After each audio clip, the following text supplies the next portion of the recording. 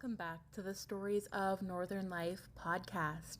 I am your host, Nicole, and today I have for you an interview with John Dedes, the founder of Entomica Insectarium and biologist and insectarium supervisor at the Great Lakes Forestry Centre, also known as the Bug Lab. Remember to always like and share these episodes so that more people are listening and we know that you are loving what we are bringing you. So let's get into the episode.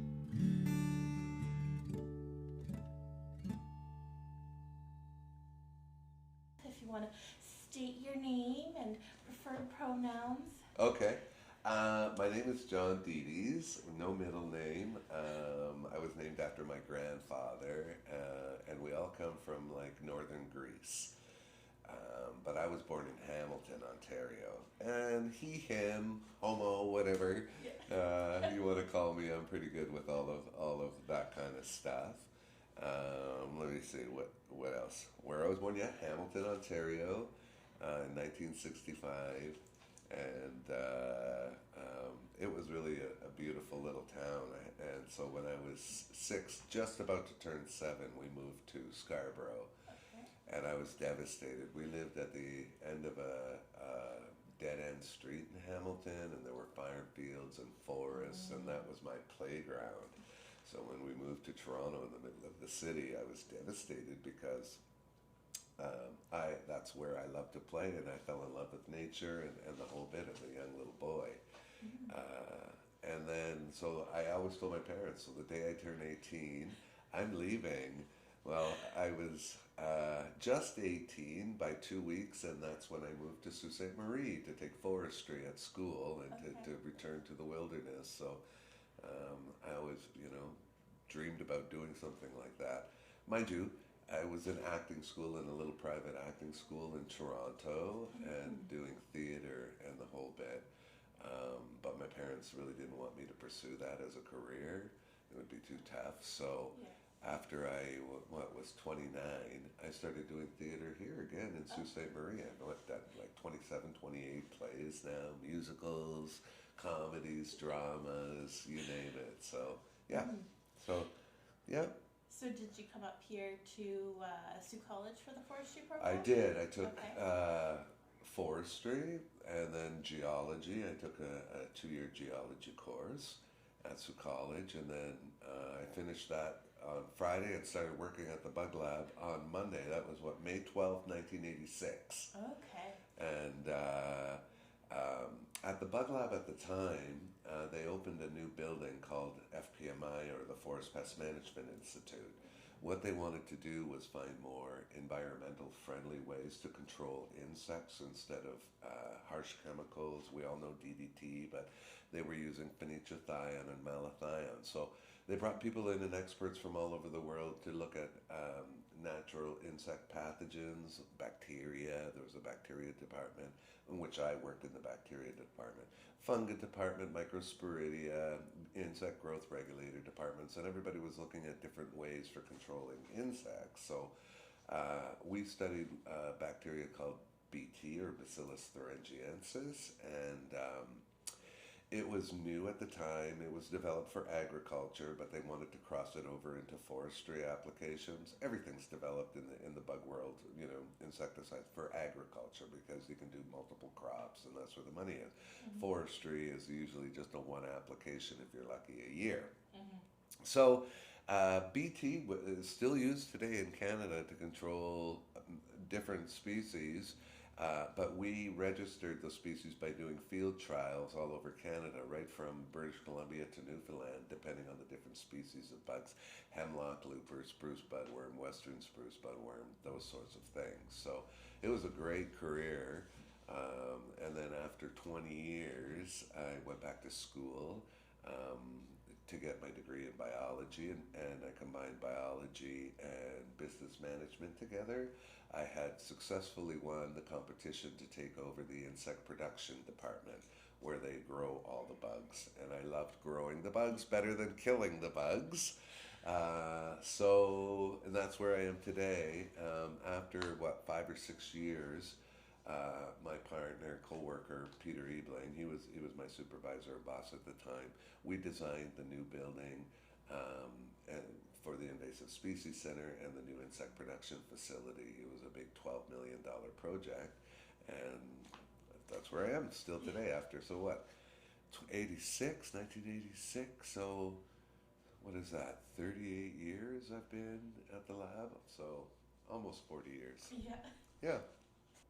And with being at the bug lab, I remember before the new center was built, there was the one hallway where you we were in the hallway, yeah. And it, like, all the hallways were sort of dark back Yeah, then. it was like a labyrinth in that Yeah, building. and I could hear like the bugs chittering when I went down Down your that hallway, alley? because you had them out sort of everywhere, because you just had like your Back bugs in the sort of- day, yeah. So that everywhere. led to a big problem because they didn't have any quality assurance or quality control programs, and everybody was working on the bench with all the different bugs and different species, and people that were working in all of the pathogen labs were walking into that area, and then all the air handling systems were all connected. So it was inevitable that a pathogen was, and they were bringing in foliage from outdoors and things like that where pathogens harbor. And so there was like an opportunistic microsporidian infection called cystosporogenes that went into all 25, 26 colonies of bugs. And it was undetected. It's a slow kind of acting pathogen, but it was affecting like egg production from the moths, and so gradually they were declining, and the insects were getting smaller and smaller until they finally realized they had a major problem. But it was already too late by then. So all of the colonies crashed. They saved the one spruce budworm colony in the last minute, and they were going to shut down the whole department. That's when I took over. So it was like, quite an extreme time where we had to, develop all these programs to make sure that never happened again. We brought in specialists to look at the facility, and they said, you got a big problem here. You're in the center of all of these labs that are working with pathogens. So we restricted access to the department. We put screens and filters on all the air handling systems, and that was what we worked with. Dehumidifiers and things like that for a little while. And then fume hoods, and everybody started to work in fume hoods, and no longer on the counters. Everybody had their own, and it was super clean environment until we built the new building. And then we implemented all of these, super clean technology systems and equipment, and the whole building's HEPA filter air, and then that led to me going around the world and talking about the facility. So it's really quite remarkable. Because it's sort of like a one-of-a-kind quarantine level facility. I think they sort of, that's how they wrote it on the thing. website. So in the CFIA, believe it or not, this Canadian Food Inspection Agency regulates plants and insects as well. So they monitor, potential invasive species coming into Canada, all the permitting to bring insects in or send insects, like bring insects in really for us, or to transfer insects amongst research facilities and or zoos and aquariums are all regulated by the CFIA. Then there's different levels of containment. So like an insectarium or a natural history museum is the lowest level. They're worried about some of these bugs potentially getting out into the environment, but they're really from all over the world, and they're tropical, and there's no way they can really exist in our environment, even in the rest of Canada for that matter, in their winters, so to speak. So that would be called a PPC display. The Bug Lab, the facility that we have, is the highest level of containment for insects because now we're talking about invasive species, really, in the quarantine facility, and that's a level PPC 2A. So that's a really high and really regulated facility. Again, strict restrictions with access into the facility. So you have to be there, be trained to work in the quarantine. And you got to go through all the doors and suit up. And, you know, depending on the bug that you're working with, you could potentially look like the people that are working with, like, Ebola viruses and stuff. Not quite with those masks that you plug in, but face masks, head masks, body suits for, like, hemlock woolly adelgid and really tiny bugs. For the big bugs and the big beetles, like Asian longhorn beetle and brown spruce longhorn beetle, the emerald ash borer. It's just lab coats that we have to change before going in, and then we have mirrors to make sure we don't have any hitchhikers on us and things like that. So, why are you growing the bugs? Like, What's the purpose? Yeah. For research. So not just to look at ways of controlling, which is a major way, but people want to study their biology, their behavior, their communication abilities with pheromones and various things. Beetles, you know, do different things. So that sort of thing. So we have like the domestic zone where we grow bugs that are indigenous to Canada, and because people still study those at universities and private industries and things like that. Plus, we have 5 research centers, forest research centers in Canada. The Pacific Research Centre in Victoria, the Northern Research Centres in Edmonton, where the Great Lakes Forestry Centre in Sault Ste. Marie, the Laurentian Forestry Centre is in Quebec City, and then the Atlantic Forestry Centre is in Fredericton with a satellite office in Newfoundland. So there's research scientists there that access our bugs, then universities and schools all over Canada predominantly, but we send them all over the world. And again, likewise with our with private industries, they go all over Canada and all over the world as well. So it's valuable research, especially when there's a new critter that comes in and a new bug, say like spotted lanternflies and hemlock woolly adelgid are big right now.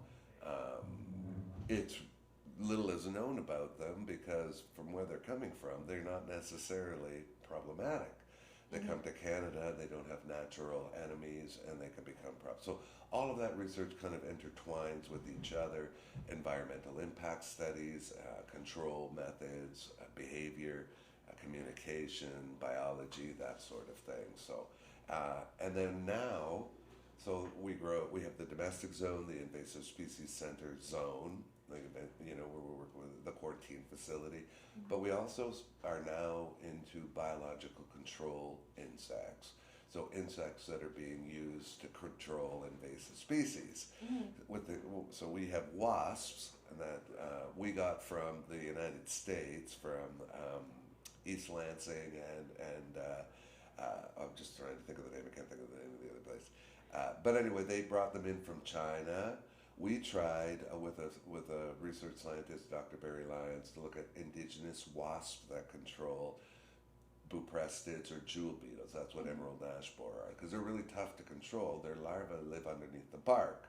So either you're going to inject a tree with something called triazin, and we have forest research companies here in town that do that kind of thing, but it's very expensive, $200 to $100 for like 2 years of control.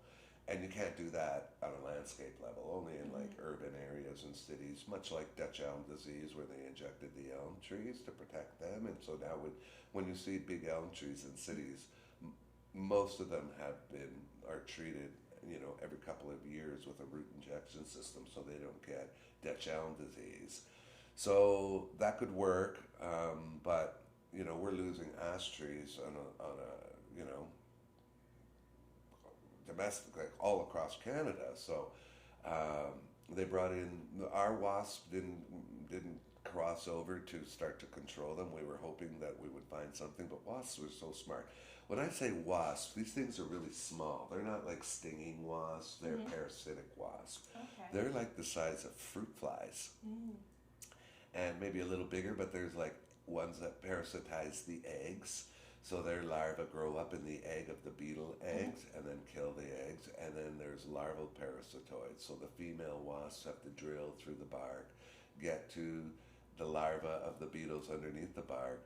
They use their ovipositor to pierce the larva under the bark, and then they, like a machine gun, they deposit all their eggs inside the beetle larva. So the wasp larva, there could be anywhere from 50 to 200, of the wasp babies in the beetle larva. So when they come out, they kill the beetle larvae, they come out of the trees and they fly, and they then parasitize the other larvae in the other trees. But the good thing is the larvae and beetles are univoltine. They have one generation a year, whereas the wasps have four. Up north here and in southern Ontario could potentially have 5 generations a year. So if you do the math and you release only a couple hundred in a little log bolt in a forest, by the end of that summer you're going to have millions in the area, and they start to then establish. They can survive our winters, and they do the same thing the following year. So the limiting factor in these little wasps is the how thick the bark is. Yeah. Because if it's too thick, the little wasp can't get through and drill the larva underneath. But for the new trees, and ash trees do a lot of coppice growth, so you get all these new trees coming up, have really thin bark. So the wasps are having much better success at drilling through and establishing. So it's almost like we're protecting the ash trees for the next generation of trees, as opposed to what we have now on the landscape. Yeah. And so how does using another insect to control sort of that invasive species sort of work? Because you think, you've heard problem stories, and it's sort of building There's up. like a ladybug called Harmonia that they released, and it even bites people, but it took over, and they didn't think it was going to do something as on a landscape level like it did. And then there were flies released and things like that to control other bugs that end up becoming problematic. People know friendly flies, things like that. Well, those are more opportunistic type of biological controls. And there's 2 kinds of biological control: classic control and augmentive. So classic control means going back to the country and finding an insect that controls that problematic insect in the home country, and augmentive is finding something different to control an insect that's an invasive species. But again, they're more opportunistic, generalistic type predators or that sort of thing. Wasps, on the other hand, are far more specialized. So they're so smart. We tried looking at getting Canada wasps to cross over. No way. Even like beetles that were closely related, in the same maybe subfamily or something, like bronze birch borer, really related to emerald ash borer from China. Again, not going to happen. So, and there's people that are studying this in the field, but for the most part, no, really safe. A lot safer than we think. There's no nightmare stories about any of these wasps. And then when there's no hosts around, the wasps are going to die.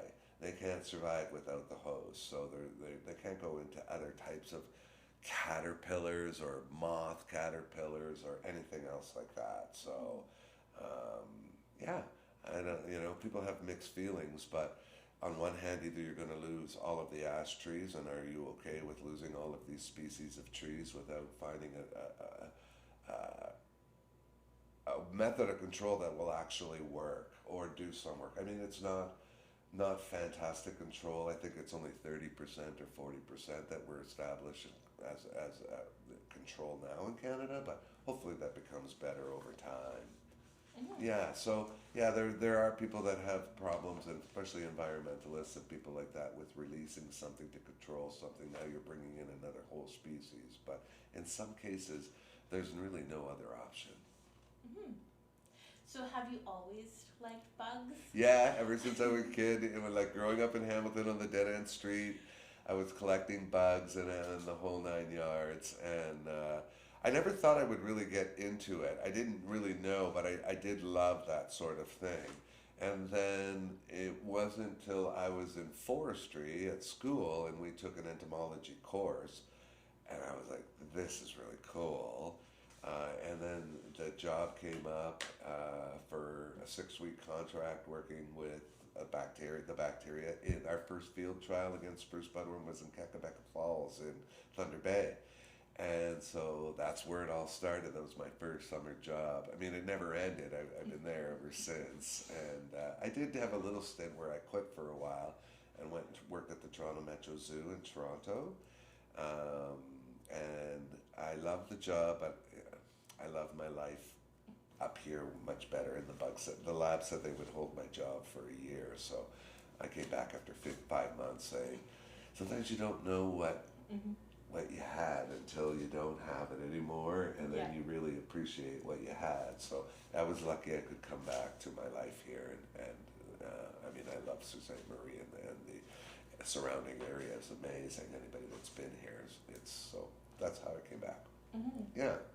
And also with your love of bugs and growing bugs, you now have Entomica. Yes. So tell us first what Entomica is for those who may not know. Entomica started out as an insectarium. So, I mean, it's a bug museum, a natural history museum, and we specialize in teaching the importance of bugs, the diversity of bugs, the natural history of bugs, the biology of bugs. But we were the first place in Canada. So there's only 4 other insectariums in Canada.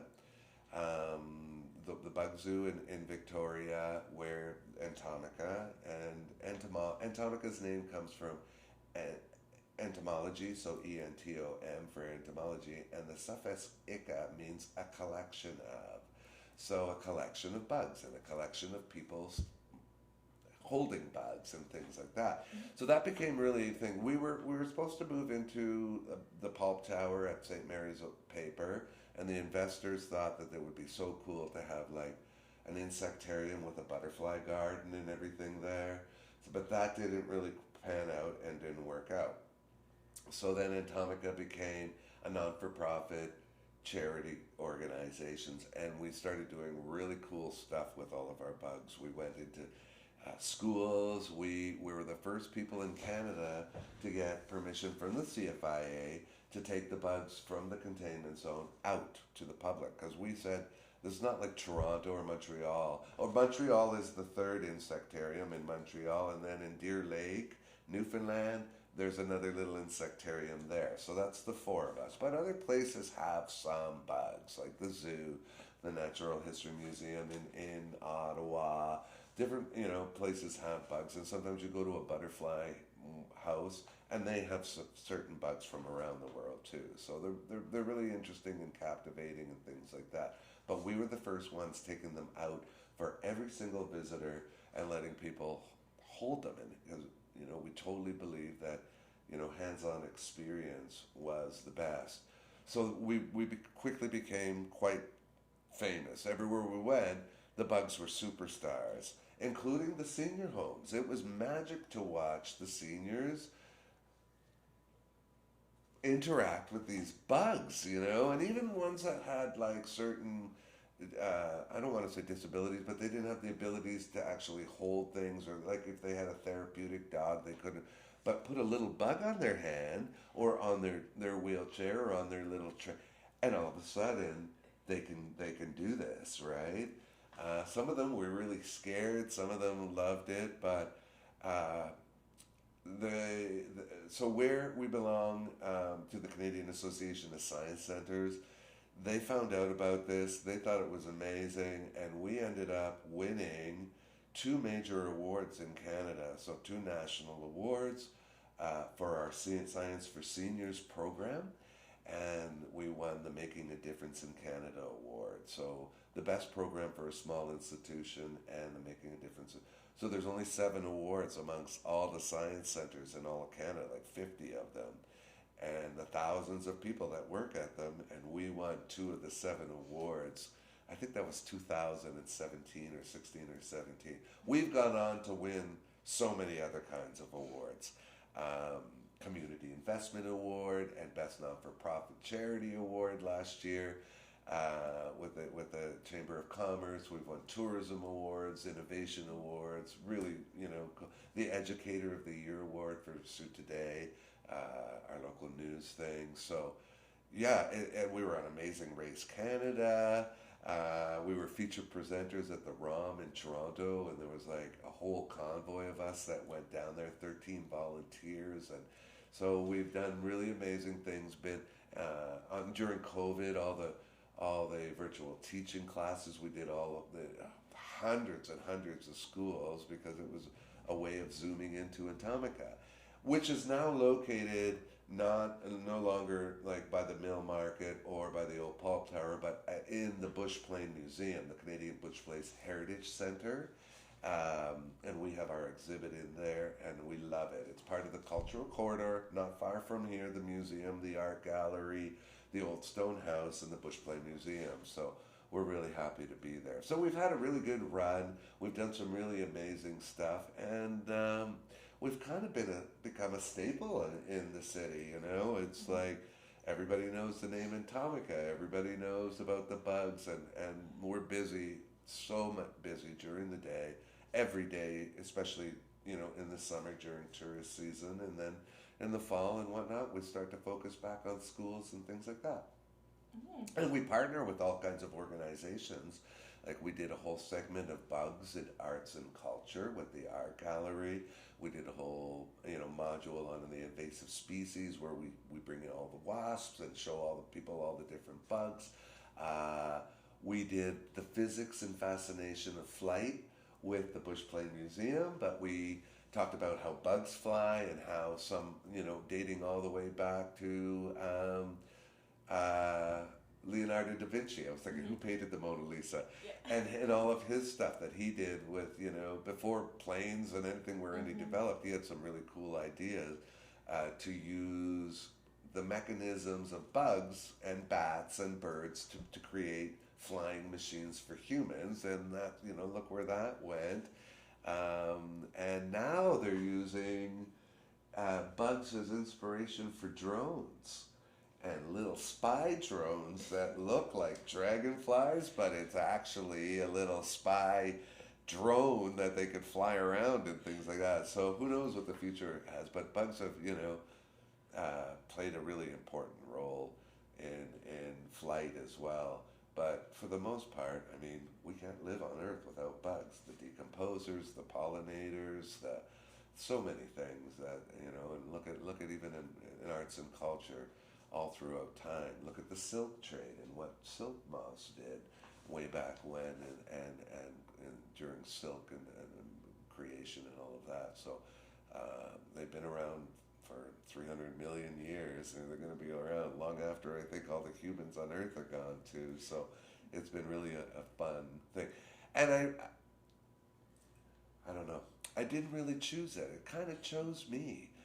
People sought me out and said, what would you do? And I said, well, why don't we open an insectarium? They loved the idea. And one thing led to another. And boy, oh boy, here we are. 10 years later, we just celebrated our 10-year anniversary. So that's in a nutshell, how it all got started. It wasn't like I actively went to say, I want to be an entomologist. I want to be a biologist. I want to do this. I want to do that. No, that wasn't the case. So it was just one thing led to another, and I loved it. I became passionate about it all, and we inspired a lot of other people to do the same. But what it does here locally is it's a place for our students and our new graduates to find employment in something like they would do in a bigger city that wouldn't have that opportunity. So they're biology, bugs, tourism, education, all of that enveloped in this little package for students to come in and do co-op placements and learn about insect husbandry and all of that. So we play a big role outside of the obvious tourism and education for our own community and for jobs, for placements. And we have an amazing success rate for our graduates, not our graduates, but like people that come to work with us for their first employment when they go to find other employment afterwards and they have a reference check from Entomica. A lot of our staff get jobs afterwards because, you know, that's a pretty cool thing that you've done. So it develops the skills for them to move on to other successful careers afterwards. Mm. Do you have a favorite bug? So many people ask me that question, and it's often the day. Like today, my favorite bug is, you know, so I have so many favorites, so many that I love, so many that are exquisite. Even like burying carrion beetles I love. You know, of course I love butterflies, and of course, you know, and I even love spiders and tarantulas and other invertebrates as well. Leaf insects are one of my most favorite. So, and they come from like the Philippines and you know, into Malaysia area. But my friend at the Montreal Insectarium is an expert at identifying new species from the different islands, much like the finches in the Galapagos, and they were all trying to, each finch developed different beaks for what food was available. In these areas, these leaf bugs, kind of, they're not quite as sophisticated, you know, evolutionary development, but they have become their own individual species on all of the islands. So Stéphane Leturant has identified, I don't even know how many species, I think. He started off as a young boy doing this, and he's a specialist on scarab beetles and phyllium or leaf bugs. And leaf bugs and stick bugs belong to the same family and or the same order of insects called Phasmatodea or phantom bugs, because they blend in so good. Well, he has a leaf bug that he's named after himself, so he has Phyllium leturanti, and he's promised me that the next leaf bug that he identifies, because he's the world expert, people collect them, samples from all over the world, and send them to him specifically. Then he does the you know, identification and publishes a paper specific to that bug and all of its physiology and characteristics. So he said the next Phyllium is going to be named after me. So I might have a bug named after me that, you know, will be around forever afterwards. So a Phyllium Dedes maybe, or something like that. So I love those bugs. I went to Tennessee and to the Smoky Mountains to see one of the world's only, North America's only species of synchronized fireflies. So you go, and there's no mosquitoes, there's no black flies, and the Smoky Mountain Park is just, it's like a botanical garden. It's so beautiful with rhododendrons and azaleas and tulip trees and magnolias and on and on. But if you go to this one area, in June, there's like these fireflies. So you bring your seed and everything. You can't bring the white light because that disrupts their thing. But you can have like a red light or a green light to get there. You sit down. I can't even describe it. There's millions of fireflies, but for 5 seconds you're in complete darkness. So you see nothing. You can't even see in front of your face. And then one firefly starts, but it's so fast, and all of a sudden, boom, they're synchronized. They all start lighting up at the same time. You can see the entire forest. You can see everything and everybody walking and everything, and they all blink 6 times. So each species of firefly, that's how they find each other, the males and the females, has its own blinking sequence. So some blink 3 times and then pause for 3 seconds. Some blink on for a second, off for a second. Some blink 6 times and then off for, 6 seconds or 5, 6 seconds. So that's what these ones in Smoky Mountain Park do. And so this goes on for weeks. To go and see it is one of the most spectacular things I've ever witnessed in my life, and it's a natural thing. It made me giggle like I was a little boy. I could not believe that this was actually happening, that there were such things as synchronized fireflies. So, I mean, I've always wanted to go to Mexico to see the monarch migration. I've always wanted to see different things. But, you know, for a day and a half trip to get there, to see something like this, you know, we were in Gatlin, what is it called, Gatlinburg or something, where Dollywood is. Oh, yeah. We were there, so there's all the tourist stuff like to the max there. But in my opinion, the fireflies in the forest 15 minutes away blew away everything else in that city, and it was so really amazing. So fireflies, I love them too. Mm-hmm. Yeah. I'd say those are two of my top fave. Yeah. And now, before you also talked about theater. So do you want to talk more about your love of theater? Theater? Yeah. So I already, you know, as a kid, I was like, yeah, I was out there. So I was really self-conscious and whatnot. I think part of that was like not even knowing that I was gay at the time or whatever. But, you know, I had a love for music and whatnot. And then I went to audition for a school play. And because I was so shy and whatnot, the director at the time was like, holy jumping John, where did this come from? Like everybody else saying I'm a little teapot, and I memorized a song from my dad's Ronco records called You Talk Too Much, and I choreographed it, and I showed up to, well, I wasn't going to do I'm a little teapot. I worked on you know, rehearsing this whole thing to get it ready. And so when I did, I got the lead role as the singing troubadour in the play. Then, I mean, my parents are first generation Macedonian Greeks, so they barely speak English, you know, and they were, my dad was a bartender, my mom was a waitress in Toronto, and my grade 5 teacher said, you know, we really think you should put Johnny in a private school and just study performing arts. And my dad was like, dude, what do you mean? What's that? Like they thought they meant like I needed a school for special education. So that's how it started, and they did enrolling me in a private school in the evenings that I went for acting school, and I did that sort of thing, and then did school plays and up to grade 8, and then I stopped until it was maybe 1999 or just a little bit after that, and I had gone through a breakup and a rough time in my life.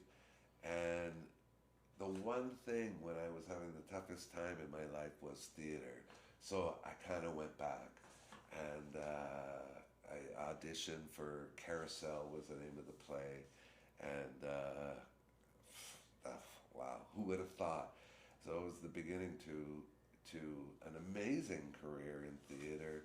You know, I was young and fit and could, you know, dance. So I got the lead role in Chorus Line, and you know, so many plays and dramas, and I love comedies, and we did, you know, Lend Me a Tenor and Who's Underwear, and really crazy off the wall comedies. Theater in this city was quite amazing, especially in the 2000s. There was like 20 or 30 theater companies here. Now it's still amazing, but just not as many theater companies. But even as much as in the past 6 or 7 years, what? Been 9 to 5, Mamma Mia, Evil Dead the musical.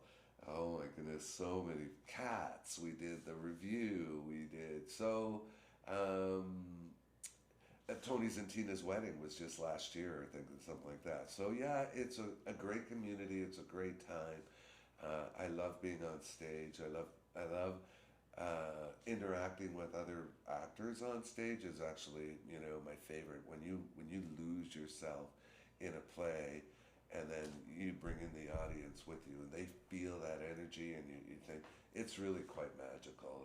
It's quite an experience. So yeah, and it was a place where I could be myself. You know, back in the day, there was lots of gay people that would go to theater or especially in arts of some sorts of things. So yeah, And you can't do that sort of thing in a big city and whatnot. But here, I'm not the best actor, I'm not the best singer and everything, but here in the small town, your odds of getting a part or getting a role are a lot better than in other bigger cities and things like that. So it's been really fun, really fun little side things. It's just so time consuming when you're in a play. Holy moly, memorizing all the lines and then going all the rehearsals and then the performances, and it's exhausting, but it is really an amazing thing.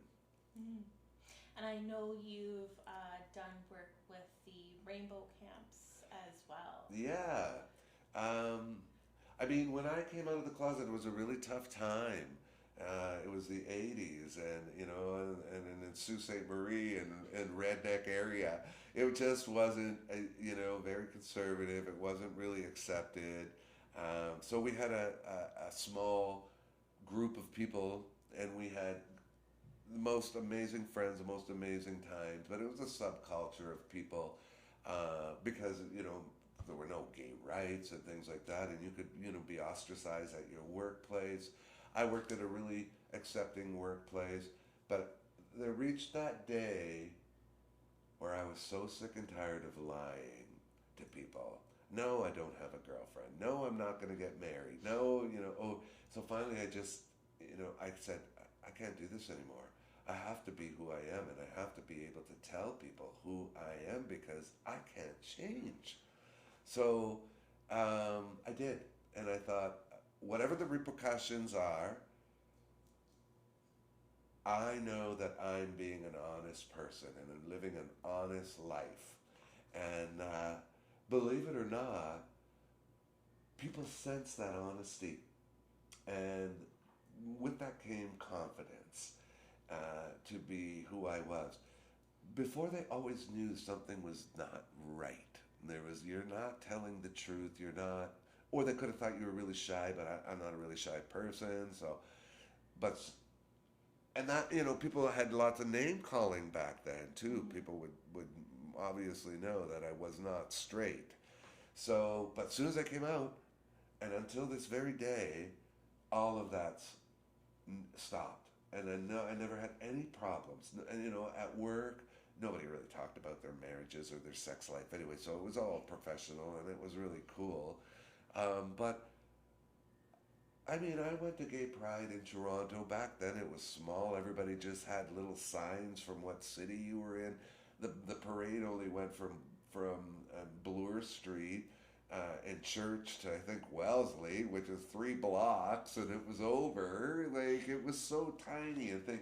And Nicole, I wanted to stand up for our rights, but not be that advocate. Like, I'm not such an advocate. I thought my way of advocacy is to be normal, not normal, but not to be pushing it on other people. Just wanting to be who I was, and people are going to realize I'm not really gay, John. I'm just John that's gay. There's a big difference. I'm just as interested in other things, and I didn't want that to be my identity, even though that's who I was. I feel that, and now look where Canada has come in even the 40 years that I've been out, to getting married, to living life and being accepted. I mean, I'm married to a man that's a Macaulay from Haviland Bay, where they were like, oh my goodness, I didn't even know what to like, totally accept. Everybody loves us, we love them, we're part of the family, they would never be any different. But so much now has come out. I mean, in almost every family, there's people of diversity, and you're seeing, like gay and lesbians, who cares anymore? It's not, my Greek father called me, I remember Will and Grace was big on TV and everything, and my father, who's Greek Orthodox and had a really tough time of it all at first, called me up and he says, Johnny, he says, it's cool to be gay, huh? And I go, what are you talking about, Dad? He's on the phone. He goes, everything I watch on the TV, there's the gay guy. on the comedies, on the things. And I was like, well, I never really thought about it, but I think you're right. He goes, now I tell all my friends, all my family, I don't care, Johnny's gay. And I'm like, okay, Dad. He goes, well, that's all I wanted to call you for. And he hung up the phone. So I don't know if a little light went off, but we've come from that and this, and the legalities of it to the age of transgender. I mean, look where we're at. There's like so many different representations on the flag. I mean, if you go back, and the gay pride flag originally had 8 colors, but none of them represented a sexuality or a different. They were different reasons why those colors were there. Whereas, like now, we have, non-binary, transgenders. We have. I don't even think I know them, all of them. 2 spirits. I get all of the things, but it's a very different world, and it's tough for people to identify and understand it all, because it's not just sexuality anymore. And when you're talking transgender and people's changing their sexes, it has nothing to do really with what they're attracted to. It has more to do with who and what they are.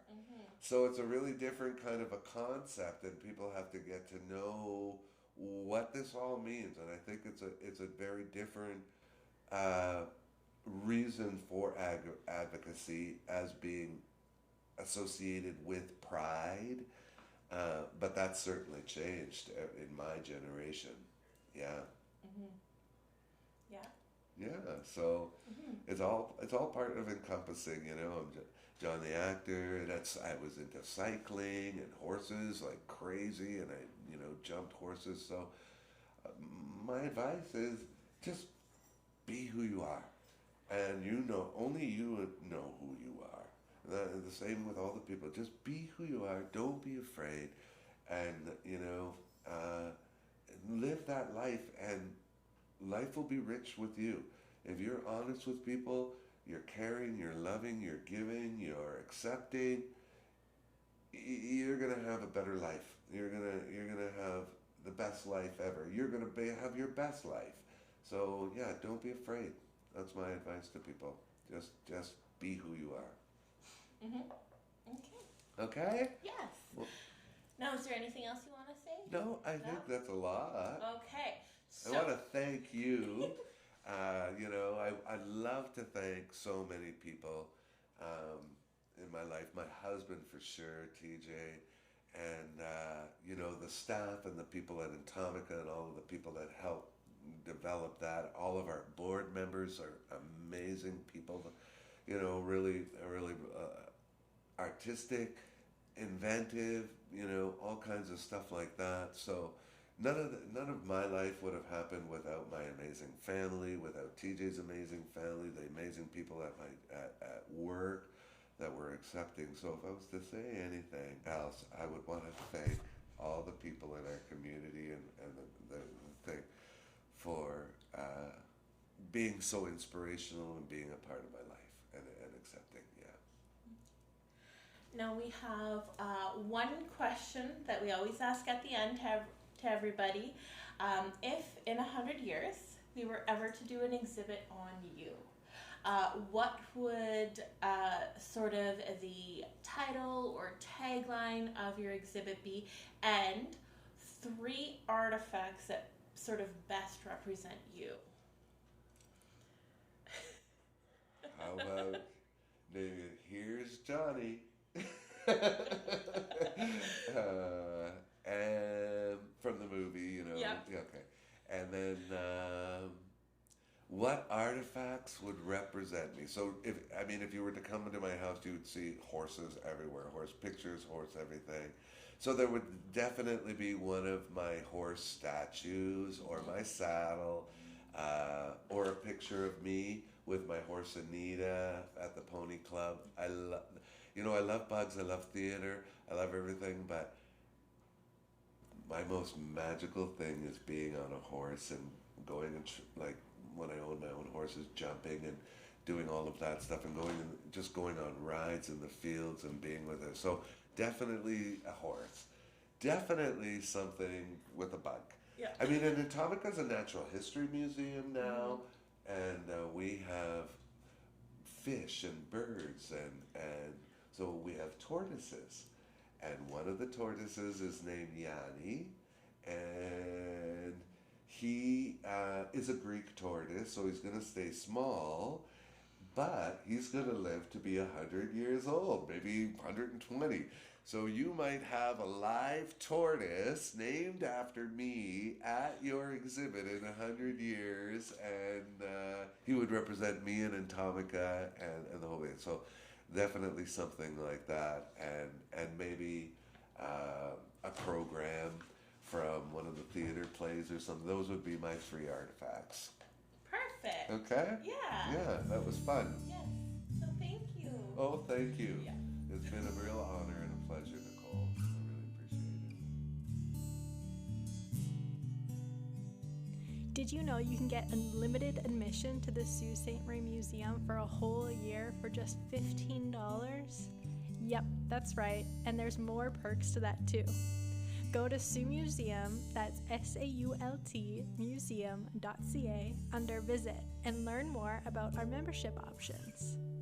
And if you're a business, corporate or nonprofit, we have plans for you too. Reach out to us by emailing info@saultmuseum.ca with any inquiries. Hi, I'm J.L. Fizzell, and I write and publish poetry inspired by nature and the art of being human. These are some of my words. I hope that you think of this poem the next time you catch yourself wanting to compare yourself to anything or anyone. It's called Who Are You But Nature, and you'll find it in my 4th book, Human Nature. Compare yourself to the trees. Find the essence of your soul in an animal, or your likeness in a sparkling river. Conquer yourself like a mountain.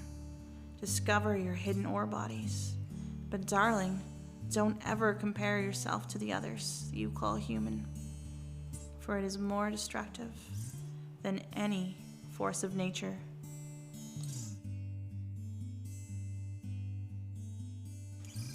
I hope that this poem took you somewhere inside yourself that you needed to go. You can listen to my story here on the Stories of Northern Life podcast. Links are in the show notes.